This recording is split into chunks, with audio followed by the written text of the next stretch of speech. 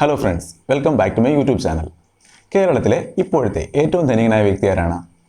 Lulu group ഫൗണ്ടറും managing ഡയറക്ടറുമായ MA Yusuff Ali. ഇന്ത്യയിലെ ഇപ്പോഴത്തെ ഏറ്റവും ധനികനായ വ്യക്തി ആരാണ്? മുകേഷ് അംബാനി. ഇവരെ പോലെയൊക്കെ കുറേ ആളുകൾ ലോകമെമ്പാടും അല്ലെങ്കിൽ ഇന്ത്യയിലും കേരളത്തിലും ഒക്കെയായി ഒരുപാട് ഫേമസ് ആയിട്ടുള്ള ധനികരായ വ്യക്തികളുണ്ട്. എന്തുകൊണ്ടാണ് കുറച്ച് ആളുകൾ മാത്രം ധനികരാകുന്നതും കുറച്ച് ആളുകൾ മിഡിൽ ഇൻകം പീപ്പിൾ ആകുന്നതും കുറേ ആളുകൾ അതിലും താഴെയും ആയിട്ട് വരുന്നത്? മനുഷ്യബുദ്ധിയുടെ അളവുകോലായ ഇന്റലിജൻസ് കോഷ്യന്റ് IQ ഈ ആളുകൾക്ക് കൂടുതലാണെന്ന് തെളിയിച്ചിട്ടില്ല. അപ്പോൾ ബുദ്ധിയുടെ കാര്യത്തിൽ വ്യത്യാസം ഉണ്ടായിട്ടല്ല അവർ ധനികരായത്. പിന്നെ എന്തായിരിക്കും കാരണം? സമയം. അതെ, എല്ലാവർക്കും ഒരു ദിവസം 24 മണിക്കൂർ തന്നെയാണ് അവൈലബിൾ ആയിട്ടുള്ളത്. പക്ഷേ ചില വ്യക്തികൾ അത് വളരെ എഫിഷ്യൻ്റ് ആയിട്ട് യൂസ് ചെയ്യുന്നതിലൂടെ അവർക്ക് അതിൽ വിജയം കണ്ടെത്താൻ സാധിക്കുന്നു. സമയമാണ് ഇന്നത്തെ ടോപ്പിക്. പ്രോപ്പർ ടൈം മാനേജ്മെന്റ് ഉണ്ടെങ്കിൽ നമുക്ക് ജീവിതത്തിൽ പല കാര്യങ്ങളും നേടിയെടുക്കാൻ സാധിക്കും. അപ്പോൾ ഒട്ടും സമയം വേസ്റ്റ് ആക്കാതെ തന്നെ നമുക്ക് വീഡിയോ ആരംഭിക്കാം. ധനികരായ കുറച്ച് ആളുകളുടെ ഉദാഹരണ സഹിതമാണ് ഞാൻ വീഡിയോ ആരംഭിച്ചത്. പക്ഷേ ധനികരാകുക എന്നുള്ളതാണ് ജീവിതത്തിലെ വിജയത്തിന്റെ അടിസ്ഥാനം എന്നൊന്നും ഞാൻ ഉദ്ദേശിച്ചിട്ടില്ല കേട്ടോ. നമ്മൾ ആഗ്രഹിക്കുന്ന പോലെ നമ്മുടെ ജീവിതത്തിൽ സന്തോഷവും സമാധാനവും സ്വാതന്ത്ര്യവും അങ്ങനെ നമ്മുടെ മനസ്സിന്റെ കൺട്രോൾ നമ്മുടെ കയ്യിൽ ഉണ്ടാകുക എന്നുള്ള അവസ്ഥ തന്നെയാണ് എപ്പോഴും ജീവിത വിജയത്തിന്റെ അടിസ്ഥാനമായി നമുക്ക് കാണാൻ പറ്റുന്ന ഒരു കാര്യം. നിങ്ങളൊന്ന് ചിന്തിച്ചു നോക്കുക, നിങ്ങളുടെ മനസ്സിന്റെ കൺട്രോൾ നിങ്ങളുടെ കയ്യിലുണ്ടോ? അതായത് നമ്മൾ ഓരോ സമയത്തും എന്ത് ചെയ്യണം, നമുക്കിഷ്ടമില്ലാത്ത ഒരു കാര്യം ചെയ്യേണ്ട ഒരു സാഹചര്യം വന്നാൽ അത് ഒഴിവാക്കാൻ നമുക്ക് സാധിക്കുമോ? നമ്മൾ ഏറ്റവും ആദ്യം മനസ്സിലാക്കേണ്ട കാര്യം, ഏതൊരു വ്യക്തിയും ആയിക്കോട്ടെ, കുട്ടിയായിക്കോട്ടെ, മുതിർന്നവരായിക്കോട്ടെ, പ്രായമുള്ളവരായിക്കോട്ടെ, ജോലി ചെയ്യുന്നവരായിക്കോട്ടെ, ജോലി ഇല്ലാത്തവരായിക്കോട്ടെ, ഏത് കാറ്റഗറി വരുന്ന ആളുകളായാലും എല്ലാവരും മനസ്സിലാക്കേണ്ട ഒരു കാര്യം, നമ്മുടെ ജീവിതത്തിൽ നമുക്ക് കുറെ ഉത്തരവാദിത്തങ്ങളുണ്ട്, നമ്മൾ ചെയ്യേണ്ട കുറെ കാര്യങ്ങളുണ്ട്. അതിനെ കാറ്റഗറൈസ് ചെയ്ത് പറയുകയാണെങ്കിൽ നമ്മുടെ പേഴ്സണൽ ആയിട്ടുള്ള കുറെ കാര്യങ്ങൾ നമ്മൾ ചെയ്യേണ്ടതായിട്ടുണ്ട്. അതൊന്നും മറ്റൊരു വ്യക്തിയുടെയും ഉത്തരവാദിത്വമല്ല. ഓരോ വ്യക്തികളും അവരവരുടെ ഉത്തരവാദിത്വം മനസ്സിലാക്കുക. അതിനുശേഷം എന്താ ചെയ്യേണ്ടത്? ഈ ഉത്തരവാദിത്തങ്ങളെ പ്രയോറിറ്റി അനുസരിച്ച് ഓർഡറിലാക്കുക. എന്നിട്ട് ഏറ്റവും അത്യാവശ്യമായിട്ട് ചെയ്യേണ്ട കാര്യങ്ങൾ ആദ്യം തന്നെ ചെയ്തു തീർക്കുക. വേണമെങ്കിൽ ടൈം ബ്ലോക്ക് ചെയ്യാം. അതായത് ഇന്ന ദിവസം ഈ സമയത്ത് ഈ ഒരു പർപ്പസിന് വേണ്ടി മാത്രമായിരിക്കും സമയം ഉപയോഗിക്കുന്നത്. കൃത്യമായിട്ട് നമ്മൾ ഏതെങ്കിലും രീതിയിൽ റിമൈൻഡ് ചെയ്ത് വെക്കുക. മറക്കാതെ ആ ഒരു കാര്യം കൃത്യമായി ചെയ്യുക. അങ്ങനെ ചെയ്യുന്ന വഴി പ്രധാനപ്പെട്ട കാര്യം മിസ്സാവാതിരിക്കും. അപ്പോൾ ആദ്യത്തെ പോയിന്റ് പറഞ്ഞു, ഏത് വ്യക്തിയായാലും അവരുടെ ഉത്തരവാദിത്തങ്ങൾ, കടമകൾ കൃത്യമായി മനസ്സിലാക്കുക. അത് പ്രയോറിറ്റി അനുസരിച്ച് ചെയ്തു തീർക്കാൻ ശ്രമിക്കുക. അതിനായിരിക്കണം ജീവിതത്തിൽ ഏറ്റവും കൂടുതൽ പ്രാധാന്യം കൊടുക്കേണ്ടത്. അടുത്തതായി ടൈം മാനേജ്മെന്റിൽ ചെയ്യേണ്ട പ്രധാനപ്പെട്ട ഒരു കാര്യം, എവിടെയൊക്കെയാണ് നമുക്ക് സമയം നഷ്ടമാകുന്നത് അല്ലെങ്കിൽ വേസ്റ്റ് ആയി പോകുന്നത്, പ്രയോജനമില്ലാതെ സമയം നഷ്ടപ്പെട്ടു പോകുന്നത് കൃത്യമായി മനസ്സിലാക്കുക. ഇത് മനസ്സിലാക്കുന്നതിനായി കുറച്ച് സമയം എടുക്കാം. എന്നിട്ട് ആലോചിച്ച് നോക്കുക, പാസ്റ്റിലെ അല്ലെങ്കിൽ കഴിഞ്ഞ ദിവസങ്ങളിലെ കാര്യം ഒന്ന് ആലോചിച്ച് നോക്കുക, അല്ലെ കഴിഞ്ഞ നിമിഷങ്ങളൊന്ന് ആലോചിച്ച് നോക്കുക. ഉദാഹരണത്തിന് പറയുകയാണെങ്കിൽ കഴിഞ്ഞ ഒരു അരമണിക്കൂർ അല്ലെ 1 മണിക്കൂർ ഞാനൊരു വ്യക്തിയോട് സംസാരിച്ചു. എന്താണ് സംസാരിച്ചത്? ആ ഒരു ടോക്ക് കൊണ്ട് ആ ഒരു ടോക്ക് നല്ലൊരു ടോക്കാണോ? അതിനുശേഷം എനിക്ക് എന്തെങ്കിലും സന്തോഷം അല്ലെങ്കിൽ ആ ആളോട് സംസാരിച്ച സമയത്ത് എനിക്ക് എന്തെങ്കിലും പ്രയോജനം കിട്ടുന്ന കാര്യങ്ങളുണ്ടായോ? എനിക്ക് കംഫർട്ടബിൾ ആകാൻ പറ്റിയോ? അതോ എനിക്ക് നെഗറ്റീവ് എഫക്റ്റ് ആണോ ഉണ്ടായത്? എനിക്ക് എന്തെങ്കിലും ബുദ്ധിമുട്ടുണ്ടാകുന്ന സാഹചര്യങ്ങൾ ഉണ്ടായോ? അയാളോട് സംസാരിച്ചത് കൊണ്ട് അയാൾക്ക് എന്തെങ്കിലും പ്രയോജനം ഉണ്ടായോ? അല്ലെങ്കിൽ ഞങ്ങൾ രണ്ടുപേരും സംസാരിച്ചതുകൊണ്ട് മറ്റാർക്കെങ്കിലും എന്തെങ്കിലും പ്രയോജനം ഉണ്ടായോ? ഞാനൊരു ഉദാഹരണമാണ് പറഞ്ഞത്. ഒരാളോട് സംസാരിക്കുമ്പോൾ അല്ലെങ്കിൽ 1 മണിക്കൂർ എന്ന് പറഞ്ഞാൽ കുറഞ്ഞ സമയമൊന്നുമല്ല. തിരക്കുള്ള ഒരു വ്യക്തിക്ക് അല്ലെങ്കിൽ ഒരുപാട് കാര്യങ്ങൾ ചെയ്യാനുള്ള ഒരു വ്യക്തിക്ക് 1 മണിക്കൂർ വളരെ വിലപ്പെട്ട വലിയ ഒരു സമയം തന്നെയാണ്. അതുപോലെ തന്നെ ഇന്നത്തെ കാലഘട്ടത്തിൽ സമയം വേസ്റ്റായി പോകുന്ന പ്രധാന ഒരു കാര്യമാണ് ഫോണിന്റെ യൂസേജ്. ഫോൺ നമ്മൾ ഉപയോഗിക്കുമ്പോൾ അതിൽ എത്ര നേരം നല്ല കാര്യങ്ങൾക്ക് വേണ്ടി ഉപയോഗിക്കുന്നുണ്ട്, അല്ലെങ്കിൽ യൂസ്ഫുൾ ആയിട്ട്, അല്ലെങ്കിൽ ഒന്നെങ്കിൽ എന്റർടൈൻമെന്റ്, അല്ലെങ്കിൽ പോസിറ്റീവായിട്ടുള്ള കാര്യങ്ങളുണ്ട്, നമുക്ക് പ്രയോജനം കിട്ടുന്ന കാര്യങ്ങളുണ്ട്, കർത്തവ്യങ്ങൾ ചെയ്യുന്നതിന് വേണ്ടി ഉപയോഗിക്കുന്നുണ്ട്. അപ്പോൾ അതൊന്നും അല്ലാതെ വെറുതെ വേസ്റ്റ് ആയി പോകുന്ന, ഉദാഹരണത്തിന് റീൽസ് കണ്ട് അല്ലെങ്കിൽ നമുക്ക് ഒരു കാര്യമില്ലാത്ത, ഒരു ഗുണമില്ലാത്ത ഒരുപാട് കാര്യങ്ങൾ വായിച്ചുകൊണ്ടും കണ്ടുകൊണ്ടും, അല്ലെങ്കിൽ ഗെയിം, ഇങ്ങനെയുള്ള കാര്യങ്ങളൊക്കെ കംപ്ലീറ്റ് ആയിട്ട് അവോയ്ഡ് ചെയ്യണം എന്നല്ല പറയുന്നത്. ഒരു ലിമിറ്റഡ് ടൈം മാത്രമേ ഈ കാര്യങ്ങൾക്ക് വേണ്ടി സ്പെൻഡ് ചെയ്യാൻ പാടുള്ളൂ. കാരണം മറ്റു പല കാര്യങ്ങളും ചെയ്യാനുണ്ട്. അപ്പോൾ അത് കൃത്യമായി കൺട്രോൾ ചെയ്യുക.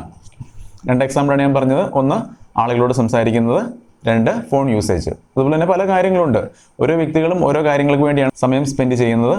അത് എവിടെയൊക്കെയാണ് നമുക്ക് സമയം നഷ്ടമായി പോകുന്നത് എന്ന് കൃത്യമായി ഐഡന്റിഫൈ ചെയ്ത് ആ ഒരു സമയം വേസ്റ്റ് ആയി പോകുന്നത് ഒഴിവാക്കാൻ ശ്രമിക്കുക. ഓരോ വ്യക്തികളും സ്വയം ശ്രദ്ധ കൊടുക്കേണ്ട കുറച്ച് കാര്യങ്ങളുണ്ട്. അതേതൊക്കെയെന്ന് നോക്കാം. ഒന്നാണ് മാനസിക ശാരീരിക ആരോഗ്യം. ആരോഗ്യമുള്ള മനസ്സ് വളരെ പ്രാധാന്യമുള്ള ഒരു കാര്യമാണ്. അതുകൊണ്ട് മാനസിക ആരോഗ്യം നിലനിർത്തുന്നതിന് വേണ്ടിയുള്ള എല്ലാ കാര്യങ്ങളും കൃത്യമായി ചെയ്യുക. അതുപോലെ തന്നെ പ്രാധാന്യമുള്ള കാര്യമാണ് ശാരീരിക ആരോഗ്യവും. Mental and physical health both are very important. അതിനെ ജനറലായി നമുക്ക് കുറച്ച് കാര്യങ്ങൾ പറയാം. 1, ഉറക്കം. കൃത്യമായി ഉറങ്ങാൻ ശ്രമിക്കുക. ധാരാളം വെള്ളം കുടിക്കുക. ഏതെങ്കിലും തരത്തിലുള്ള കായിക അധ്വാനങ്ങളിൽ ഏർപ്പെടുക. അതായത് എക്സസൈസ്, യോഗ, വാക്കിംഗ്, അതുപോലെ ശരീരമനങ്ങിയുള്ള ഏതെങ്കിലുമൊക്കെ കാര്യങ്ങൾ അതിനുവേണ്ടി കുറച്ച് സമയം എല്ലാ ദിവസവും മാറ്റിവെക്കുക. എല്ലാവർക്കും ഇഷ്ടപ്പെടുന്ന കുറച്ച് കാര്യങ്ങൾ കാണും, വിനോദങ്ങൾ അല്ലെങ്കിൽ ഹോബി എന്ന് നമ്മൾ പറയുന്ന ചില കാര്യങ്ങൾ. ചിലപ്പോൾ നമ്മൾ മറന്നുപോയിട്ടുണ്ടാകും. കുട്ടിക്കാലത്ത് ഇഷ്ടമായി നമ്മൾ ചെയ്ത പല കാര്യങ്ങളും തിരക്കുകൾ മൂലം പലർക്കും ചെയ്യാൻ സാധിക്കുന്നില്ലായിരിക്കും ഇപ്പോൾ. അപ്പോൾ ആ കാര്യങ്ങളൊക്കെ, അങ്ങനെയുള്ള കാര്യങ്ങൾ എന്തെങ്കിലും ഉണ്ടെങ്കിൽ അതൊക്കെ വീണ്ടും പൊടി തട്ടിയെടുക്കുക, നമ്മുടെ ജീവിതത്തിലേക്ക് ആ കാര്യങ്ങൾ കൊണ്ടുവരാൻ ശ്രമിക്കുക. ഉദാഹരണത്തിന് drawing, dancing, singing, reading, listening songs, swimming, driving, travelling. ഇതൊക്കെ വളരെ കുറച്ച് എക്സാമ്പിൾ മാത്രമാണ്. ഒരുപാട് ഹോബീസ് ഉണ്ട്. അപ്പോൾ നിങ്ങളുടെ ഹോബി ഏതാണെന്നുള്ളത് കൃത്യമായി ഐഡന്റിഫൈ ചെയ്യുകയും അതിനുവേണ്ടി സമയം സ്പെൻഡ് ചെയ്യുകയും ചെയ്യണം. അപ്പോൾ മാനസിക ശാരീരിക ആരോഗ്യത്തിൽ വരുന്ന കാര്യങ്ങളാണ് ഇതെല്ലാം. ഇവ കൃത്യമായി ഫോളോ ചെയ്യുന്നത് വഴി നമുക്ക് കൂടുതൽ പ്രൊഡക്റ്റീവായിട്ട് സമയം യൂട്ടിലൈസ് ചെയ്യാൻ സാധിക്കും. അടുത്തതായി ചെയ്യേണ്ട ഒരു കാര്യമാണ് ചെയ്യേണ്ട വർക്കുകൾ പരമാവധി ഡിവൈഡ് ചെയ്ത് കൊടുക്കുക, അല്ലെങ്കിൽ മറ്റുള്ളവരുടെ ഉത്തരവാദിത്തങ്ങൾ അവരെ കൊണ്ട് തന്നെ ചെയ്യിപ്പിക്കുക എന്നുള്ളത്. കാരണം ഒരാൾക്ക് ഒരു വീട്ടിലെയോ അല്ലെങ്കിൽ ഒരു ഓഫീസിലെയോ എല്ലാ കാര്യങ്ങളും ചെയ്യാൻ സാധിക്കില്ല. അതുകൊണ്ട് തന്നെയാണ് ഗവൺമെൻറ് ഓഫീസാണെങ്കിലും പ്രൈവറ്റ് ഓഫീസുകളാണെങ്കിലും അവിടെ ഒരു ഹെഡുണ്ട്, ഹെഡിന് താഴെ ഡിവിഷണൽ ഹെഡ്സ് ഉണ്ടായിരിക്കും, അതിനും താഴെ കുറേ വർക്കേഴ്സ് കാണും.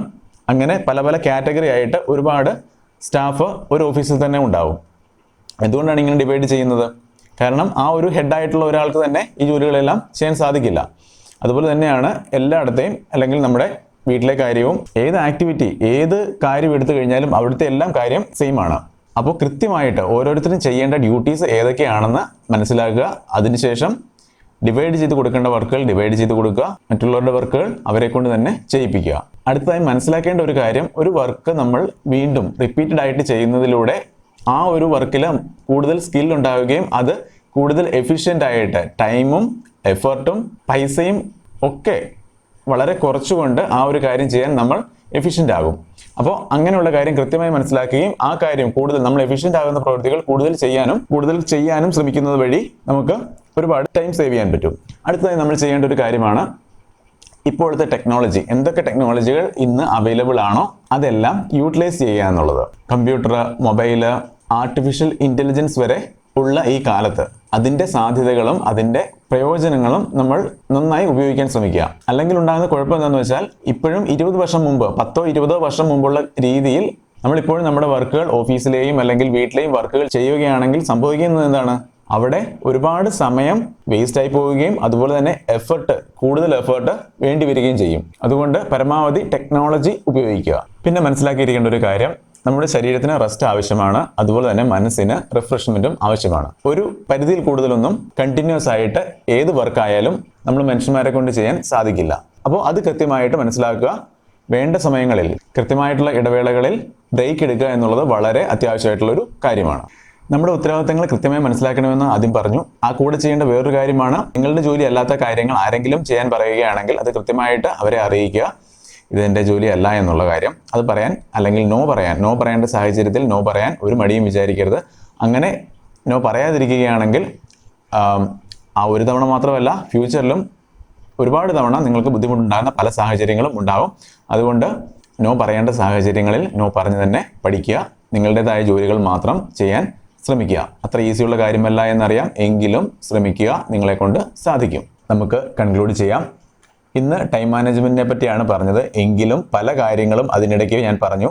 ഈ കാര്യങ്ങൾ എല്ലാം ചേർന്നത് തന്നെയാണ് ടൈം മാനേജ്മെന്റ്. കാരണം ഈ പറഞ്ഞു പോയ കാര്യങ്ങളൊക്കെ ചെയ്യുന്നതിന് വേണ്ടിയാണ് നമുക്ക് സമയം ഉപയോഗിക്കേണ്ടി വരുന്നത്. ഓരോ കാര്യത്തിലും നമ്മൾ ശ്രദ്ധ കൂടുതൽ കൊടുക്കുകയും ചെയ്യേണ്ട കാര്യങ്ങൾ പ്രോപ്പറായി ചെയ്യുന്നതും വഴി ഒരുപാട് സമയം നമുക്ക് ലാഭിക്കാൻ കഴിയും. അനാവശ്യമായി ചിലവായി പോകുന്ന സമയം നമുക്ക് പ്രൊഡക്റ്റീവായിട്ടുള്ള പർപ്പസിന് വേണ്ടി ഉപയോഗിക്കാൻ സാധിക്കും. നമ്മുടെ സന്തോഷം, നമ്മുടെ സമാധാനം, നമ്മുടെ സ്വാതന്ത്ര്യം, ഈ കാര്യങ്ങളിൽ എപ്പോഴും പ്രയോറിറ്റി കൊടുക്കുക. അതുപോലെ തന്നെ ഈ കാര്യങ്ങളുണ്ടെങ്കിൽ നമ്മുടെ മനസ്സ് നമ്മുടെ കൺട്രോളിൽ കൊണ്ടുവരാൻ സാധിക്കും. നമ്മുടെ മനസ്സ് നമ്മുടെ കൺട്രോളിലാണെങ്കിൽ നമുക്ക് നമ്മുടെ ചുറ്റുമുള്ളവരെയും ഹാപ്പിയാക്കാൻ സാധിക്കും. അവർക്ക് വേണ്ടി എന്തെങ്കിലുമൊക്കെ ചെയ്യാനും സാധിക്കും. ആ ഒരു കാര്യം കൃത്യമായി മനസ്സിലാക്കുക. ഇന്നത്തെ വീഡിയോ നിങ്ങൾക്ക് ഇഷ്ടമായി എന്ന് വിചാരിക്കുന്നു. വീഡിയോ ഇഷ്ടമായെങ്കിൽ തീർച്ചയായും ലൈക്ക് ചെയ്യുക. വീഡിയോ കാണുന്ന ആരെങ്കിലും ചാനൽ സബ്സ്ക്രൈബ് ചെയ്തിട്ടില്ല എങ്കിൽ ദയവ് ചെയ്ത് സബ്സ്ക്രൈബ് ചെയ്യുക. അതുപോലെ നിങ്ങൾക്ക് ഈ വീഡിയോ പ്രയോജനപ്പെട്ടു എങ്കിൽ നിങ്ങൾ ഇഷ്ടപ്പെടുന്ന ഒരാൾക്കെങ്കിലും ഈ കാര്യങ്ങൾ പറഞ്ഞു കൊടുക്കുന്നതിനായി അല്ലെങ്കിൽ അറിയിക്കുന്നതിനായി ഈ വീഡിയോ അവർക്ക് ഷെയർ ചെയ്യാൻ ശ്രമിക്കുക. നിങ്ങളുടെ സമയം പ്രോപ്പറായി മാനേജ് ചെയ്യാൻ നിങ്ങൾക്ക് സാധിക്കട്ടെ. എല്ലാവർക്കും എല്ലാ നന്മകളും ഉണ്ടാകട്ടെ എന്ന് ആശംസിക്കുന്നു. താങ്ക്